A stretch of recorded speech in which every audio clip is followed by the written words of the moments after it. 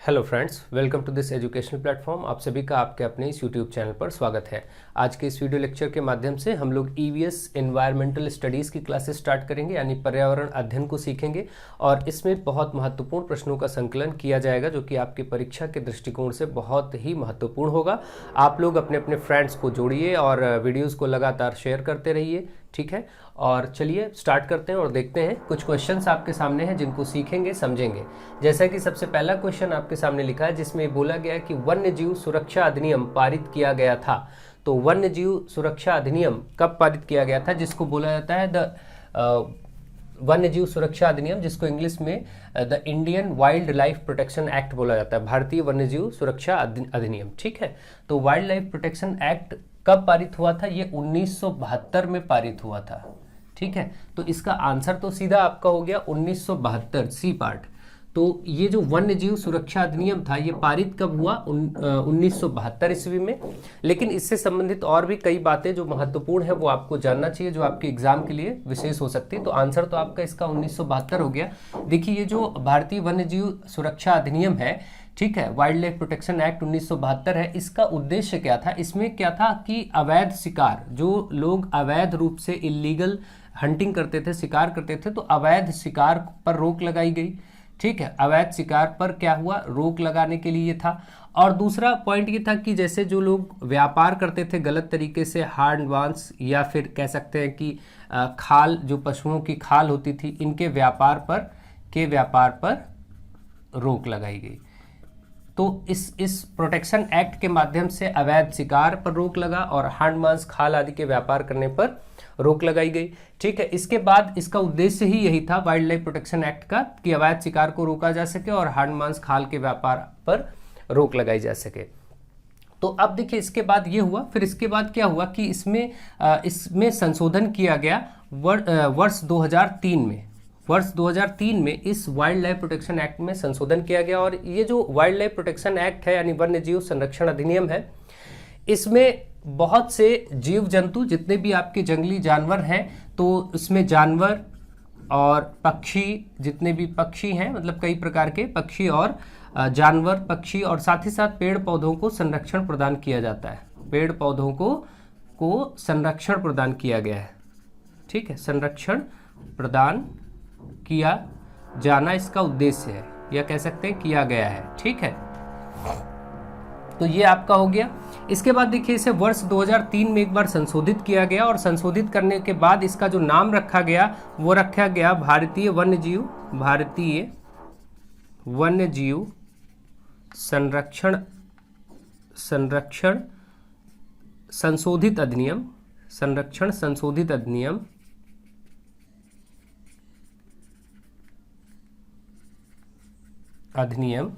2002। बात ध्यान रखने वाली ये है कि संशोधन ये आपका 2003 में हुआ, लेकिन जो नाम रखा गया वो रखा गया भारतीय वन्यजीव संरक्षण संशोधित अधिनियम 2002। ध्यान रखें, क्योंकि ये 2002 में इस पर कार्य हुआ, तो 2002 ही इसका नाम दिया गया। और संशोधन लेकिन ये संशोधन हुआ कब? 2003 में। तो याद रहे कि जो भारतीय वन्यजीव प्रोटेक्शन, आपका ये वन्यजीव संरक्षण अधिनियम है, यानी वाइल्ड लाइफ प्रोटेक्शन एक्ट है, इसका संशोधन 2003 में हुआ, लेकिन उसका नाम रखा गया भारतीय वन्यजीव संरक्षण संशोधित अधिनियम 2002। तो आपने विशेष रूप से ये समझ लिया कि जो आपका वाइल्ड लाइफ प्रोटेक्शन एक्ट था, एक्चुअली इसका उद्देश्य क्या था और इसका मुख्य कार्य क्या क्या था, ठीक है। अब इसमें क्या हुआ कि बहुत से जो लोग अवैध शिकार करते थे उन पर पनिशमेंट, यानी दंड की प्रक्रिया, प्रावधान भी रखा गया कि उनको दंडित किया जाए, जिसमें जुर्माना भी है और सजा भी है कई प्रकार की। तो इन सभी चीज़ों को ध्यान में रखते हुए एक आपको इसमें ये बात भी ध्यान रखनी होगी जो बहुत ही महत्वपूर्ण है कि इस वन्यजीव सुरक्षा अधिनियम में, ठीक है, 6 अनुसूचियां हैं। कितनी अनुसूचियां? ये भी प्रश्न आपसे पूछा जा सकता है। देखिए, ये सब बहुत इंपॉर्टेंट पॉइंट है, इनको बहुत ध्यान से समझिए। तो इसमें कितनी अनुसूचियां हैं? 6 प्रकार की अनुसूचियां भी हैं वाइल्ड लाइफ प्रोटेक्शन एक्ट में, जो कि हमें वन्य जीव और वन्य जीवन के संरक्षण के बारे में कुछ विशेष बातें बताती है, उनको आपको ध्यान रखना। तो जो 6 अनुसूचियां हैं उसमें से हम ये कह सकते हैं कि जो अनुसूची नंबर 1 तथा 2, अनुसूची 1 और 2 में क्या विषय है ये आपको ध्यान रखना है। फिर आपको ध्यान रखना है कि अनुसूची 3 तथा 4 में क्या विषय है, और फिर आपको ध्यान रखना है अनुसूची 5, अनुसूची 5 क्या बताती है और अनुसूची 6 क्या कहती है। ठीक, ये आपको 6 प्रकार की जो अनुसूची है इनके बारे में भी ध्यान रखना होगा। देखिए 1 और 2 जो अनुसूची नंबर 1 और 2 है, इसको याद रखना बहुत ही आसान है। ये आपको वन्य जीवों के को संरक्षण, वन्य जीवों के संरक्षण पर ही बात करता है, वन्य जीवों के संरक्षण पर आधारित है। और इसमें अधिकतम जुर्माने की बात की गई है, दंड एवं जुर्माने की बात की गई है, अधिकतम दंड एवं जुर्माने की बात है, जुर्माने की बात की गई है। ठीक, तो ये याद रखेंगे। अनुसूची 3 और 4 में क्या बात है, इसमें भी वन्य जीवों को, वन्य जीवन को संरक्षण प्रदान किया गया है। वन्य जीवन या कह सकते हैं वन्य जीव को संरक्षण प्रदान करने के साथ साथ, संरक्षण प्रदान करने के साथ साथ, इसके साथ साथ क्या आपको इसमें मिल रहा है, इसके साथ साथ इसमें जो सजा यानी दंड है, सजा कह सकते हैं या कह सकते हैं दंड या जुर्माना, ये कम रखा गया है, जुर्माना कम है। यहां ध्यान रखें इस पॉइंट में 3 और 4 में भी वन्य जीवों को संरक्षण ही प्रदान किया गया है, लेकिन सजा या दंड या जुर्माना कम है। पहले और दूसरी अनुसूची में सजा और जुर्माना ज्यादा है। और अनुसूची 5 क्या प्रदर्शित करती है, अनुसूची 5 ऐसे जानवरों का शिकार करने के लिए जिनका, ऐसे जानवरों को का इसमें विवरण है अनुसूची 5 में जिनका शिकार किया जा सकता है, जिनका शिकार किया जा सकता है। ध्यान रखें अनुसूची 5 में ऐसे जानवरों की लिस्ट या ऐसे जानवरों को शामिल किया गया है जिनका शिकार किया जा सकता है। आप देखते हैं जो शिकार किया भी जाता रहता है, शिकार किया जा सकता है, ऐसे जानवर शामिल हैं। ठीक, और अनुसूची 6, अब अनुसूची 6 में क्या बात की गई है इसको ध्यान रखें। अनुसूची 6 में ये चर्चा की गई है कि कुछ ऐसे पौधों को जिनको संरक्षण प्रदान किया गया है उनको लगाना या उनका व्यापार करने पर रोक है। ठीक है, तो कई ऐसे पेड़ पौधे हैं, कई ऐसे पेड़ पौधे हैं जिनकी खेती, कुछ पेड़ पौधे जो संरक्षित है, ध्यान रखें पेड़ पौधे जो संरक्षित किए गए हैं, जिनको भारतीय सरकार द्वारा या सरकार के द्वारा सुरक्षा प्रदान है, उनको, उनकी खेती नहीं की जा सकती और उनका रोपण नहीं किया जा सकता, यानी उनको ऐसे ही सामान्य रूप से नहीं लगाया जा सकता। ऐसे पौधों, पेड़ पौधों की लिस्ट है अनुसूची 6 में जो संरक्षित हैं और क्या किया जा सकता है, जिनकी खेती करना मना है, खेती व रोपण करना मना है। रोपण मतलब लगाना, रोपण करना मना है, ऐसे मना है। तो ऐसे पेड़ पौधे इसमें शामिल है। तो आपने देखा बहुत ही आराम से, ढंग से, इस बात को आप फिर से एक बार समझ लीजिए। Indian wild life protection act यानी वन्य जीव सुरक्षा अधिनियम 1972 में पारित किया गया। उसके बाद इसका संशोधन 2003 में किया गया और जिसका नाम भारतीय वन्यजीव संशोधित अधिनियम 2002 रखा गया। ये बात आपको बता दी गई। और उसके बाद इसमें ये बताया गया कि जो इसमें 6 अनुसूचियां शामिल हैं, वो 6 अनुसूचियों का कार्य क्या है। अनुसूची 1 और 2 में वन्य जीवों का संरक्षण है और अधिकतम दंड का प्रावधान है। अनुसूची 3 और 4 में वन्य जीवों का संरक्षण पर ही बात है, क्योंकि ये एक्ट ही वन्य जीव संरक्षण पर आधारित है, इसलिए वन्य जीवों का संरक्षण तो सब में प्राप्त है। ठीक है, तो लेकिन उसके साथ साथ क्या है कि उसके साथ साथ जुर्माना कम है या दंड कम है इस अनुसूची 3 और 4 में। 5 अनुसूची में शिकार किए जाने पर ऐसे जानवरों की चर्चा है जिनका शिकार किया जा सकता है। ठीक है, ऐसे जानवर बताए गए हैं। और अनुसूची 6 में पेड़ पौधे जो संरक्षित हैं उनकी खेती और रोपण करने पर मना है, रोक है। ऐसे पेड़ पौधे जैसे रेड वांडा, ब्लू वांडा, कुछ ऐसे पौधे हैं, पेड़ पौधे जिनकी खेती नहीं की जा सकती सामान्य रूप से। तो ऐसे कुछ पौधे हैं, प्लांट्स हैं जिनकी खेती पर रोक है या उनको लगाना मना है। तो आई होप आप इस प्रश्न को अब बहुत अच्छे से समझ गए होंगे। अब अगर वन्य जीव सुरक्षा अधिनियम से संबंधित कोई भी प्रश्न आपसे पूछा जाएगा तो आप उसको कर पाएंगे और उसका सही तरीके से आंसर दे पाएंगे। तो अब देखते हैं अगला क्वेश्चन नंबर 2, इसको आप ट्राई करिए। आई होप आप लोग बहुत पहले से इसका आंसर बता रहे होंगे, फिर भी मेरा उद्देश्य है कि जहां जहां जितना संभव होगा आपको डिटेल कर दिया जाएगा ताकि उससे संबंधित जो भी प्रश्न और बनने वाले हों वो भी आप कर सकें। ठीक है, तो देखिए यहाँ पर अगला क्वेश्चन नंबर 2 आपसे कह रहा है कि पर्यावरणीय अध्ययन कक्षाओं 3 से 5 के लिए एक विषय क्षेत्र है जो संकलित करता है, ये क्या क्या संकलित करता है? क्या विज्ञान और सामाजिक विज्ञान को संकलित करता है, या पर्यावरण शिक्षा के साथ विज्ञान को सम्मिलित करता है, या विज्ञान की अवधारणाओं पर ही बात करता है, या फिर पर्यावरण, सामाजिक अध्ययन और विज्ञान की अवधारणाओं को? तो ध्यान रखें, इसका आंसर डी पार्ट होगा कि ये पर्यावरण को भी शामिल करता है, सामाजिक अध्ययन भी इसमें आता है और विज्ञान की भी बात की जाती है। यानी कि आप ये ध्यान रखें, जो ये आप पढ़ रहे हैं ईवीएस इन्वायरमेंटल स्टडीज, जिसको इन्वायरमेंटल स्टडीज या पर्यावरणीय अध्ययन कहते हैं, पर्यावरण अध्ययन या पर्यावरणीय अध्ययन कह सकते हैं हिंदी में, और इसको एनवायरमेंटल स्टडीज कहा जाता है। इसका फुल फॉर्म भी कई बार पूछ लिया जाता है। तो इसके अंतर्गत जो विषय शामिल है वो पर्यावरण तो शामिल ही है, ध्यान रहे, पर्यावरण की शिक्षा तो बिल्कुल शामिल होगा ही होगा। और आप देखते हैं कि विज्ञान के बहुत से विषय इसमें शामिल होते हैं, अक्सर आप पढ़ते हैं, अम्ल वर्षा आदि ये सब पढ़ते हैं, ठीक है। तो ये सब चीजें, और इसके साथ साथ आप ये भी ध्यान रखें कि सामाजिक अध्ययन के विषय भी शामिल हैं, जिसमें आप देखते हैं पॉलिटी का स्टडी करते हैं, आप राज्य व्यवस्था पढ़ते हैं, बहुत विभिन्न प्रकार से भूगोल, ज्योग्राफी भी पढ़ते हैं, ज्योग्राफी, पर्यावरण, ये सब लगभग एक ही भाग कहे जा सकते हैं। तो आप सब बहुत अच्छे से समझते हैं इन चीज़ों को। तो पर्यावरण, विज्ञान और सामाजिक अध्ययन, है ना, तो इन तीनों चीज़ों का समावेश इसमें होता है, जो कि ईवीएस में आप स्टडी करते हैं। तो याद रखें, ये प्रश्न सीटेट में भी काफ़ी अच्छा पूछा जाता है और कहीं पर भी पूछा जा सकता है आपसे। तो सामान्य ये याद रखें कि ईवीएस का फुल फॉर्म क्या है, इन्वायरमेंटल स्टडीज एंड पर्यावरणीय अध्ययन, ठीक है। आई होप आप इस प्रश्न को भी बहुत ढंग से समझ गए होंगे कि इसके अंतर्गत 3 विषय क्षेत्र शामिल किए जाते हैं, पर्यावरण शिक्षा, सामाजिक अध्ययन और विज्ञान। तो चलिए आगे बढ़ते हैं और प्रश्नों को अध्ययन करते हैं। अब देखिए, क्वेश्चन नंबर 3 में आपसे कहा गया है पर्यावरणीय अध्ययन का उद्देश्य है। पर्यावरण के अध्ययन का उद्देश्य क्या है? और ये आपको ऑप्शंस दिए गए, पर्यावरण के लिए लक्ष्य का निर्धारण, पर्यावरणीय शिक्षा के लिए पाठ्यक्रम निर्धारित करना, पर्यावरण की दशा का मूल्यांकन करना, या उपयुक्त सभी।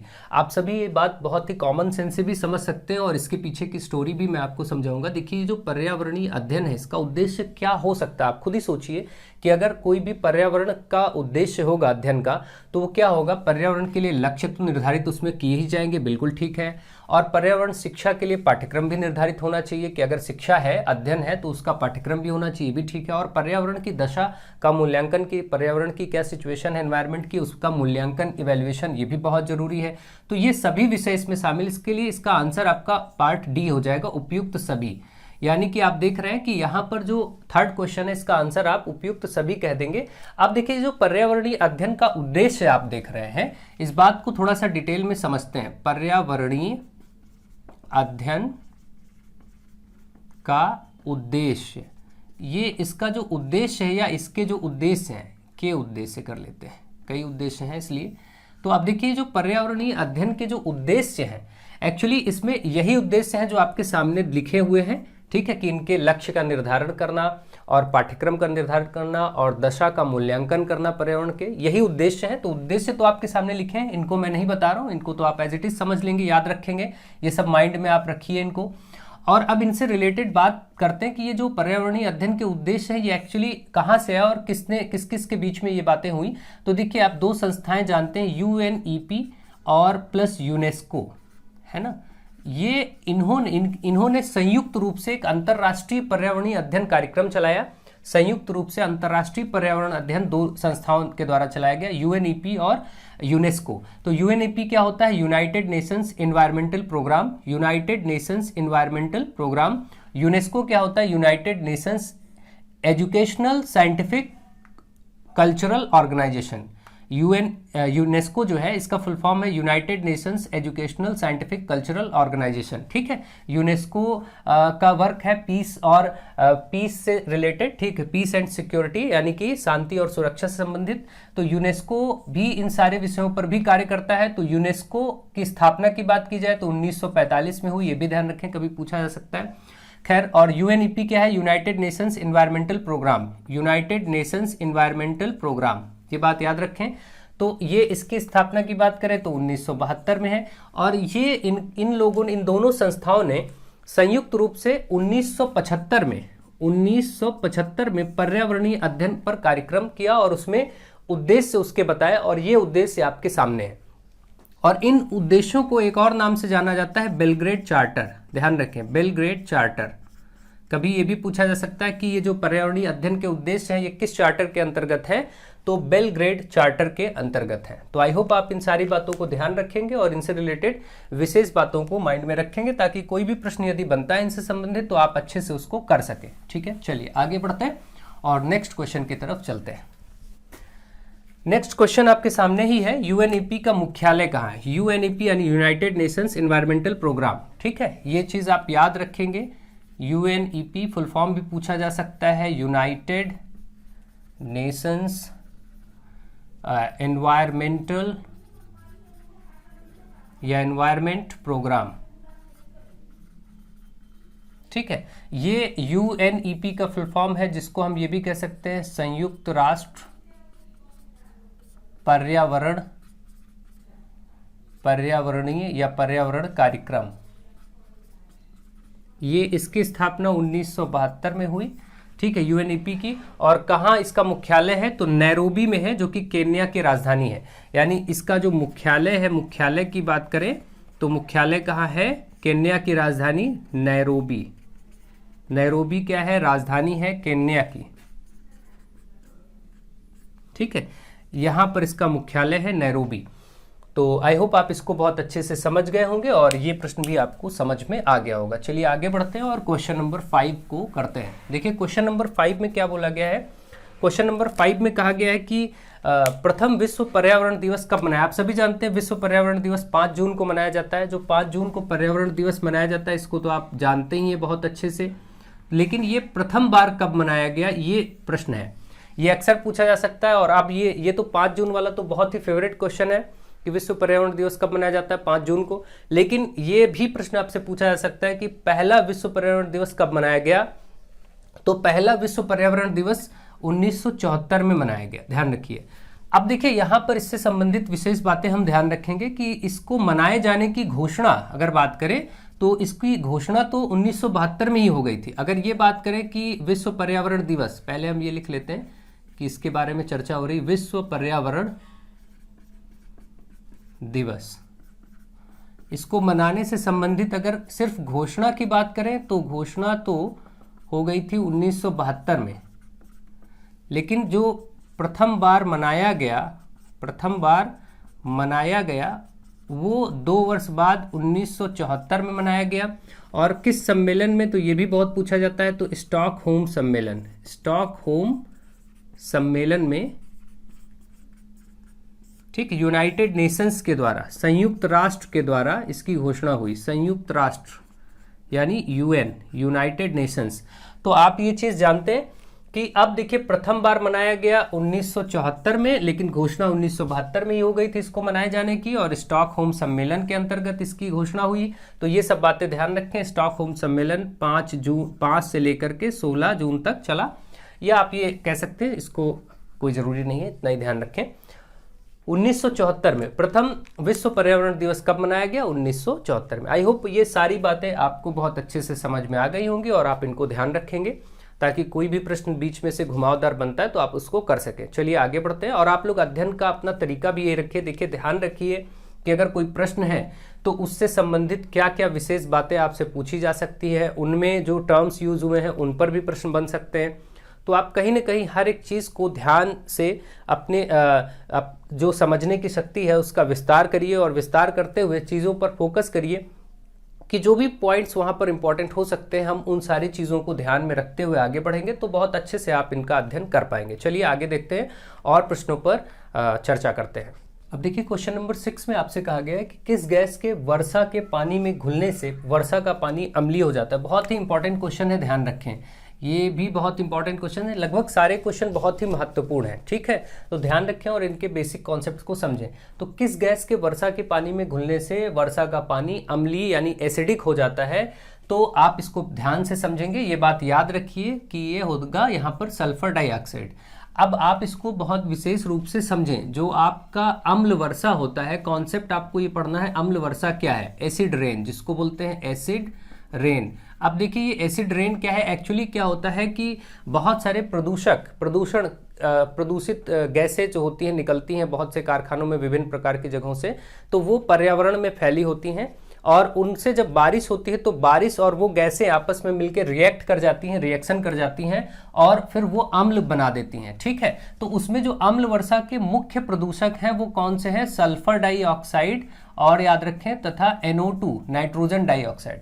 ठीक है, ये दो मुख्य प्रदूषक हैं सबसे, इसको बहुत पूछा जाता है, ध्यान रखें। देखिए सल्फर डाइऑक्साइड जब मिलेगा आपका वाटर से तो कौन सा एसिड बना सकता है? तो आप जानते हैं H2SO4 फॉर्म कर देगा, जिसको हम सल्फ्यूरिक अम्ल कहते हैं। आप सभी जानते हैं सल्फ्यूरिक अम्ल या सल्फ्यूरिक एसिड कहते हैं। और जब भी ये NO2 वाटर से संयोग करेगा तो वो HNO3 या नाइट्रिक एसिड बना देगा, इसको बोलते हैं नाइट्रिक एसिड। ये भी कभी आपसे पूछी जा सकती हैं बातें, तो ध्यान रखें, नाइट्रिक अम्ल बना देता है। और ये सभी विभिन्न प्रकार से हमारे बहुत सारी ऐसी धरोहरें हैं जिनको नुकसान पहुंचाते हैं। जैसे आप ताजमहल देख रहे हैं, उनका जो पत्थर संगमरमर का, जिसको कैल्शियम कार्बोनेट कह सकते हैं, तो उस पे जब ये सब गिरते हैं पड़ते हैं तो उनकी जो बिल्डिंग है वो क्या होती हैं? खराब होती हैं, वो उनका कोरोजन होता है, उनका क्षय होता जाता है।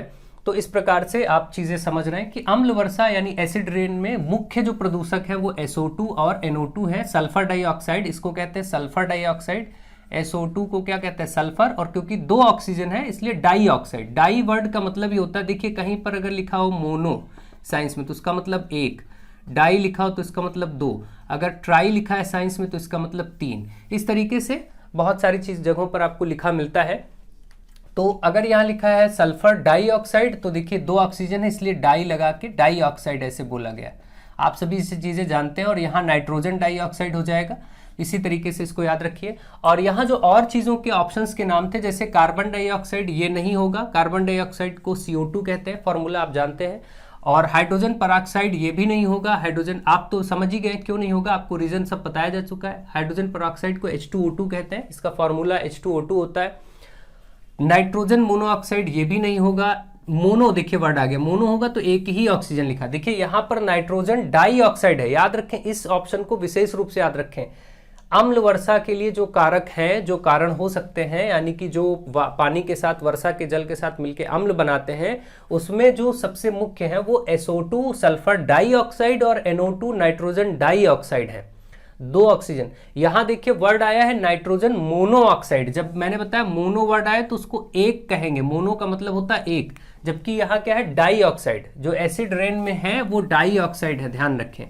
तो ये नहीं होगा आपका, नाइट्रोजन मोनोऑक्साइड नहीं होगा। अगर यहाँ डाइऑक्साइड लिखा होता तो इसको मान लेते। यहाँ पर डी ऑप्शन बोला गया सल्फर डाइऑक्साइड, जो कि SO2 है। आई होप आप इसको बहुत अच्छे से समझ गए होंगे और एसिड रेन का कॉन्सेप्ट भी आपको, अम्ल वर्षा भी समझ में आ गया होगा। देखिए अम्ल जो होता है, एसिड आप जानते हैं टेस्ट में खट्टे होते हैं, एसिड के बारे में भी आपको मालूम है, जो कि सॉर इन टेस्ट होते हैं यानी कि खट्टे होते हैं। और एसिड की विशेषता भी एक दो आप समझ लीजिए कि जो अम्ल होते हैं इनकी विशेषता क्या होती है। ये सभी एक्वस सॉल्यूशन में H+ आयन देते हैं, हाइड्रोजन आयन H+ आयन देते हैं। ठीक, ये भी ध्यान रखें। अम्ल स्वाद में कैसे होते हैं? खट्टे होते हैं, ध्यान रहे। और जितने भी अम्ल यानी कि जिनको एसिड कहते हैं, और ये H+ आयन देते हैं एक्वस सॉल्यूशन में यानी जलीय विलयन में। ठीक है, जलीय विलयन में। और जब इनको डिसॉल्व किया जाता है वाटर में, जब पानी में घोला जाएगा, अगर H+ आयन को वाटर में घोला जाएगा तो ये H3O+ बना देगा, है ना। देखिए यहाँ पर 2H और 1H मिलके कितने H हो गए? 3, और एक ऑक्सीजन तो H3O। देखिए 2H और 1H, तो यहाँ देखिए 3H है और O, और इस पर प्लस था तो प्लस। इस आयन का निर्माण करते हैं अम्ल, इस आयन का निर्माण भी करते हैं, क्योंकि आपने अभी पढ़ा था कि जो पर्यावरण है वो किन किन विषय क्षेत्रों को शामिल करता है? पर्यावरण अध्ययन को, सामाजिक अध्ययन को और विज्ञान को। तो विज्ञान के भी तथ्यों को बहुत ध्यान में देते हुए चलना है आपको। तो इसीलिए हम अम्ल को भी यहाँ समझे ले रहे हैं। अम्ल क्या होते हैं? स्वाद में खट्टे होते हैं और ये H+ आयन देते हैं। H+ मतलब हाइड्रोजन आयन कहते हैं, इसको क्या कहेंगे? Hydrogen ion. जो H+ लिखा है हाइड्रोजन आयन, हाइड्रोजन पर 1+ धन आयन होता है, इसी को H+ पढ़ा जाता है, ये जलीय विलयन के लिए। और जब ये H+ यानी हाइड्रोजन आयन वाटर से, जल से अभिक्रिया करता है तो एक और आयन बनाता है जिसको हाइड्रोनियम आयन कहते हैं। इसका नाम है हाइड्रोनियम आयन H3O+, ये निर्माण करता है। तो ये सब कुछ अम्ल के बारे में पता हो। और एक बात ध्यान रखें, अम्ल अम्ल, क्षार और जो उदासीन, कोई भी विलयन जिसको हिंदी में विलयन और इंग्लिश में सॉल्यूशन कहते हैं, जैसे वर्षा के जल में SO2 मिला तो सल्फ्यूरिक एसिड बना, तो सल्फ्यूरिक एसिड जो अम्ल है वो क्या हुआ, एक सॉल्यूशन हुआ। HNO3 बना नाइट्रिक अम्ल, वो भी एक सॉल्यूशन यानी विलयन हुआ। कोई भी विलयन अम्लीय है या क्षारीय है, अम्ल या क्षार का मतलब एसिडिक है या बेसिक है या फिर उदासीन है, उदासीन यानी न्यूट्रल। ठीक, इसको कैसे आप समझेंगे, तो इसको समझने के लिए मानक है एक पीएच स्केल, P पर ऊपर पावर के रूप में, घात के रूप में H, तो आप इसके लिए पीएच स्केल को समझेंगे। पीएच ही किसी भी विलयन के अम्लीय, क्षारीय और उदासीन को व्यक्त करेगा, इसको भी समझ लीजिए। पीएच क्या होता है, कभी कभी ये भी प्रश्न आपसे पूछा जा सकता है, पीएच क्या होता है या पीएच क्या निर्धारित करता है। तो पीएच किसी भी विलयन या मिट्टी आदि के लिए भी, सॉइल वगैरह के टेस्टिंग में भी आप देखते हैं, तो उसमें पीएच का जो रोल होता है वो बताने के लिए कि वो एसिडिक है, अम्लीय है या क्षारीय है या न्यूट्रल है। तो इसको कैसे डिसाइड किया जाता है, तो इसकी स्केल पर एक मुख्य बिंदु होता है 7 को माना जाता है। अगर एग्जैक्टली पीएच, किसी भी विलयन का पीएच मान 7 है तो वो विलयन उदासीन कहा जाएगा, न्यूट्रल कहा जाएगा। अगर पीएच उसका 7 से कम है, लेस देन 7, देखिए ये लेस देन 7 है, 7 से कम, ध्यान रखें, इसको कहेंगे इसको, ये कम का चिन्ह है, ध्यान रखें, यानी पीएच कम है 7 से तो वो अम्ल कहलाएगा यानी एसिड होगा। और अगर पीएच का मान किसी का 7 से बड़ा हो गया, तो बड़ा मतलब इस तरीके से चिन्ह होगा, तो वो क्षार कहलाएगा यानी बेस, जिसको हम कहते हैं बेस, अम्ल को एसिड, एसिड या बेस, और ये तो न्यूट्रल है ही है। तो अब अगर मैं आपसे कहूं कि किसी भी विलयन का पीएच मान 8.3 है तो ये कैसा है, अम्लीय है या क्षारीय है, तो आप देखेंगे ये 7 से बड़ा नंबर है, इसका मतलब वो क्षारीय है, यानी कि वो चीज क्षारीय है जिसका पीएच 8.3 है। अगर मैं कहूं कि किसी का पीएच मान 5.3 है तो वो कैसा है, अम्लीय या क्षारीय, तो आप ये कहेंगे बिल्कुल ये अम्लीय है, एसिडिक है ना, क्योंकि पीएच क्या है इस समय, लेस देन 7, 7 से कम है तो अम्लीय, 7 से बड़ा है तो क्षारीय, और एग्जैक्टली 7 है अगर, तो फिर वो आपका क्या होगा, एग्जैक्टली 7 है तो फिर वो उदासीन होगा यानी न्यूट्रल होगा।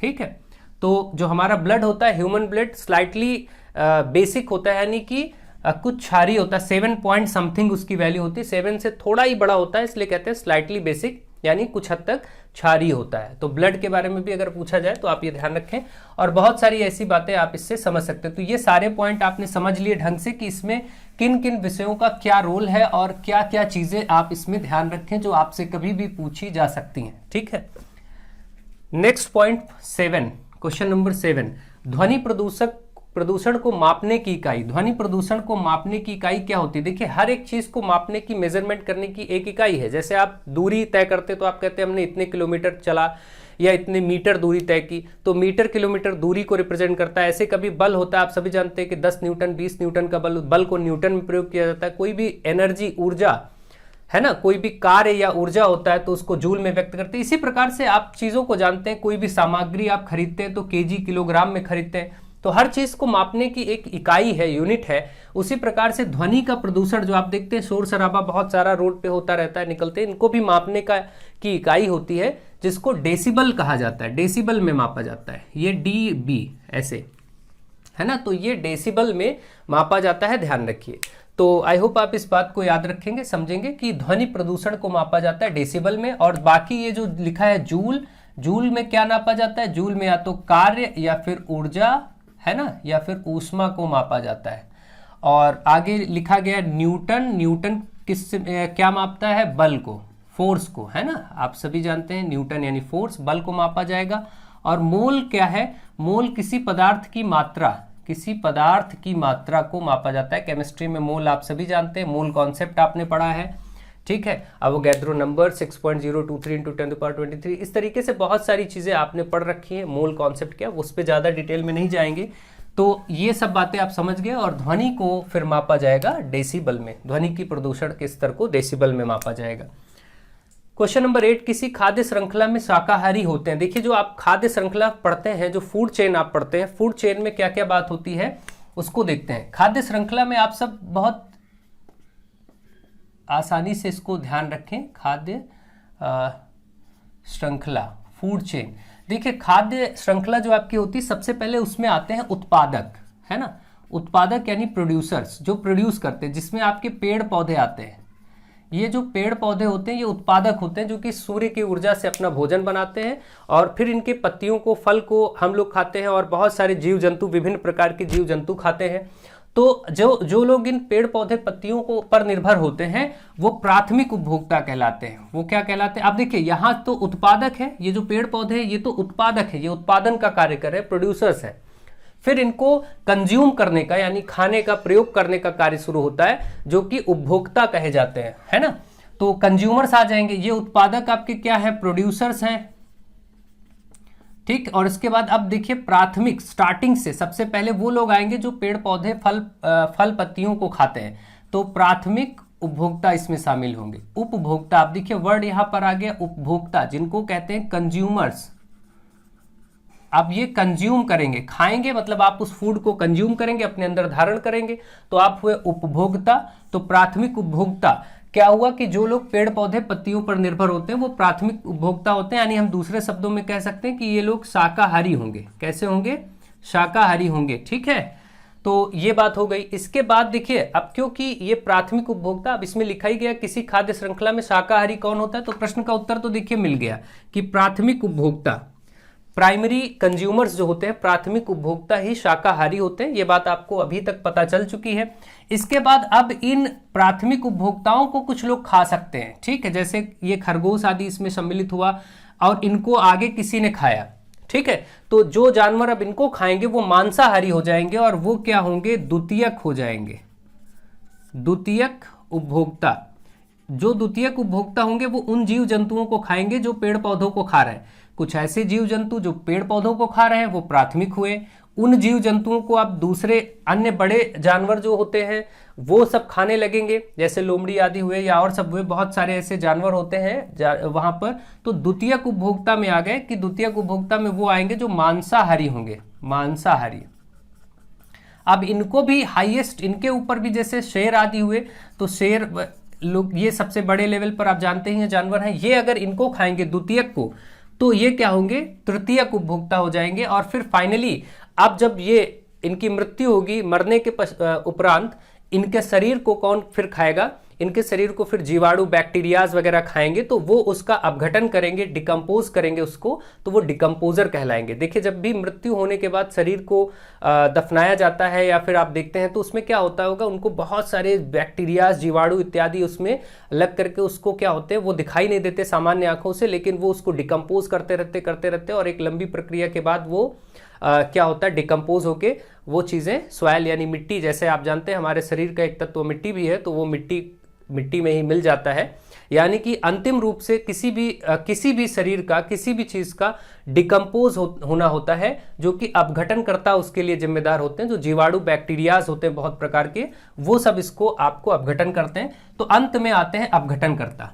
तो इसमें फिर द्वितीयक के बाद आप देखेंगे तृतीयक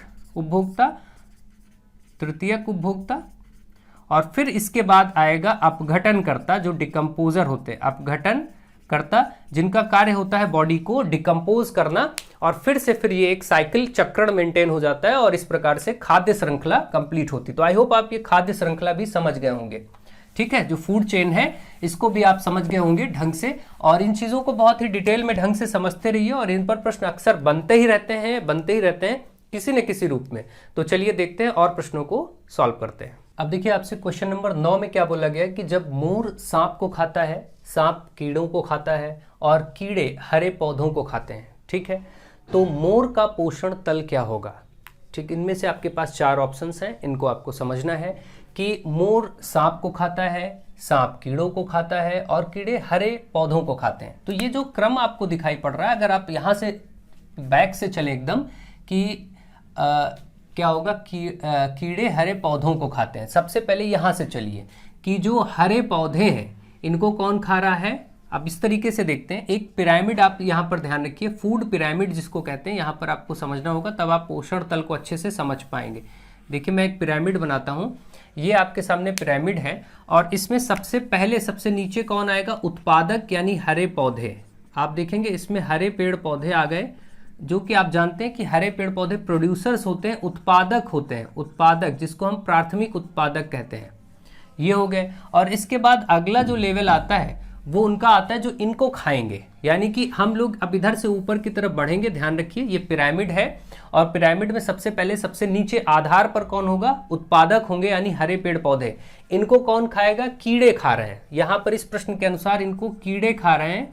तो कीड़े कैसे हुए? क्योंकि कीड़ों ने इनको कंज्यूम किया, कीड़ों ने इनको कंज्यूम किया, इसका मतलब ये हुए उपभोक्ता। हरे पौधे तो उत्पादक हैं, जो कि सूर्य की ऊर्जा से प्रकाश संश्लेषण क्रिया के माध्यम से अपना भोजन बनाते हैं, और फिर उनके पत्तियों को, फलों को, उनको खा करके कीड़े रहते हैं। कीड़े मकोड़े कई प्रकार के आप देखते हैं पत्तियों को खाते रहते हैं। तो कीड़ों ने पत्तियों को खाया, जिसमें अब ये हो गए प्राथमिक उपभोक्ता, क्योंकि इन्होंने इसका उपभोग किया। हरे पेड़ पौधों का उपभोग किसने किया? कीड़ों ने। तो ये हो गए प्राथमिक उपभोक्ता, कंज्यूमर्स इनको कहते हैं। अब इसके बाद आ जाएगा द्वितीयक, है ना। तो अब क्या होगा? कीड़ों को किसने खाया? कीड़ों को खाया सांप ने। यहां पर बोला गया सांप ने कीड़ों को खाया। तो अब देखिए स्नेक यानी सांप ने किसको खाया? अब सांप ने इन कीड़ों को खा लिया। तो इसका मतलब सांप कैसा हुआ? इस जगह पर देखा जाए तो सांप द्वितीयक हुआ। द्वितीयक यानी सेकेंडरी कंज्यूमर, द्वितीयक उपभोक्ता हो गया। और इसके बाद सांप को किसने खा लिया है? मोर ने। और मोर सबसे हाईएस्ट पीक पर होगा, शीर्ष पर होगा, क्योंकि अब मोर के आगे तो किसी की चर्चा इस प्रश्न में है नहीं। तो इसका मतलब मोर जो है वो शीर्ष पर है, बैठा है, शीर्ष भी कह सकते हो। और ये कौन सा स्तर है? ये तृतीयक है ना, टर्सरी, तृतीयक उपभोक्ता में आ गया। तृतीयक उपभोक्ता कह सकते हैं, जो कि शीर्ष पर होगा एकदम। तो ये आपके सामने एक फूड पिरामिड बना, जिसका क्रम आपने अच्छे से समझा कि भाई ठीक है, हरे पेड़ पौधों को खाया कीड़ों ने, कीड़ों को खाया सांप ने, सांप को खा लिया मोर ने। ठीक है, तो इस प्रकार से एक क्रम बना और ये पिरामिड ऊपर की तरफ बढ़ता चला गया। जो कि इस फूड पिरामिड के सबसे शीर्ष पर कौन होता है? वो होता है तृतीयक उपभोक्ता, जिसमें इस यहाँ के इस प्रश्न के अनुसार कौन है? इस प्रश्न के अनुसार मोर है। ठीक है, और कई जगहों पर बहुत सारे अलग अलग प्रश्न हो सकते हैं, अलग अलग तरीके ऐसे कॉन्सेप्ट हो सकते हैं, लेकिन आप सभी बहुत अच्छे से जानते हैं कि जो उत्पादक होंगे वो पेड़ पौधे ही होंगे। उसके बाद प्राथमिक उपभोक्ता होंगे जो इन पेड़ पौधों को खाएंगे, यानी ये शाकाहारी होते हैं, जाहिर सी बात है, प्राथमिक वाले। और इसके बाद जो ऊपर चलते द्वितीयक और तृतीयक, ये जो द्वितीयक और तृतीयक है ये मांसाहारी ग्रुप है, मांसाहारी है, जो कि मांस यानी अब इन जानवरों को खाने लगेंगे, इसलिए मांसाहारी ग्रुप होगा। तो ये सारी बातें आप बहुत अच्छे से समझते हैं, जानते हैं। आई होप आप इनको बहुत ढंग से समझ गए होंगे, और ये फूड पिरामिड की संरचना को भी आप ढंग से समझ गए होंगे। आपसे ऐसे भी प्रश्न पूछा जा सकता है कि फूड पिरामिड के शीर्ष पर कौन होता है? तो तृतीयक उपभोक्ता। फूड पिरामिड के आधार पर कौन होता है? तो प्राथमिक उत्पादक, है ना, प्रोड्यूसर्स। आधार पर प्रोड्यूसर्स होते हैं, ध्यान रखें। तो इस तरीके से पूछे जा सकते हैं प्रश्न, विभिन्न प्रकार से आपसे पूछा जा सकता है। किसी नदी के प्रदूषण, नदी में जो प्रदूषण है, जल प्रदूषण है, उसको मापने के लिए किससे मापा जाता है इनमें से? तो आपके सामने जो लिखा है इसमें बीओडी याद रखिए, बीओडी से नापा जाता है। क्योंकि बहुत सारे आपको ये इनके फुल फॉर्म से याद रखने की जरूरत नहीं, केवल इतना याद रखें कि नदी के जो प्रदूषण स्तर के माप है वो बीओडी में किया जाता है। और ये जो बीओडी है ये क्या है? Biochemical oxygen demand, biochemical oxygen demand. इसमें किसी भी नदी के प्रदूषण स्तर को मापा जाता है बीओडी में। ठीक है, तो आई होप आप इसको बहुत अच्छे से समझ गए होंगे कि यानी उसके जो जल में प्रदूषण स्तर है, ऑक्सीजन की का लेवल क्या है, किस हिसाब से कहाँ है। आप देखते हैं बहुत सारे न्यूज़ेज में, खबरों में आप देखते रहते हैं कि बहुत ही प्रदूषण के कारण, बहुत अधिक प्रदूषण के कारण बहुत जगहों पर समुद्री जल में, बहुत अन्य जल प्रकार के जलों में जीवों की मृत्यु होती है। कभी कभी न्यूज़ में अक्सर रहता है, वहाँ पर जो ऑक्सीजन डिमांड है वो कम हो जाती है। ठीक है, तो इसी सब कारणों से आप अक्सर देखते रहते हैं, पढ़ते रहते हैं। तो बीओडी आप याद रखें, किसी नदी के प्रदूषण स्तर की माप बीओडी, बायोकेमिकल ऑक्सीजन डिमांड के माध्यम से की जाती है और उसके बारे में पता लगाया जाता है। आई होप आपको ये सभी क्लासेस, सभी जो क्वेश्चंस थे बहुत अच्छे से समझ में आ गए होंगे। क्योंकि ये पर्यावरण अध्ययन की पहली क्लास है, आप सभी अपना कमेंट के माध्यम से जरूर बताएं कि आपको ये क्लास कैसी लग रही है, और उसी के हिसाब से मैं आगे सिलेक्शन करूंगा कि आगे क्लासेस को कंटिन्यू किस तरीके से किया जाए। और आप सभी अपना विचार प्रकट करें, जरूर बताएं कि क्लास कैसी रही और आपके पढ़ने का तरीका क्या होना चाहिए। मेरे हिसाब से तो आपके पढ़ने का तरीका ऐसा ही होना चाहिए जिसमें आप एक एक डिटेल में चीज़ों को समझते चलें, हर एक प्रश्न के साथ उसके कॉन्सेप्ट को कवर करते चलें, तो आपको कभी कोई दिक्कत नहीं होगी। वास्तविक रूप से आप 10 प्रश्न कर रहे होंगे लेकिन आप सैकड़ों प्रश्न कर जाएंगे, है ना। अगर आप इस प्रकार से करते हैं तो जो आप 150 क्वेश्चन पढ़ के अध्ययन करेंगे वो आप 10 में कर सकते हैं, क्योंकि आप उनसे संबंधित समस्त प्रकार के बिंदुओं को भी पढ़ते चल रहे हैं। उनको सर्च करिए, लिखिए, अच्छे से नोट्स बनाइए और डिटेल में अध्ययन करिए, ठीक है, ताकि कुछ भी घुमावदार प्रश्न अगर बने तो आप उसको अच्छे से आंसर कर पाएं और अच्छे से अच्छे नंबर से पास हो सके। आप लोग वीडियोस को ज़्यादा से ज़्यादा शेयर भी करते रहें, अपने फ्रेंड्स को जोड़ते रहें और हमें ज़रूर बताएं कि पहली क्लास आपको कैसी लगी, और उसी आधार पर हम आगे की क्लासेस करेंगे और आप सब लोगों का सहयोग अत्यंत आवश्यक है। So thank you to all of you.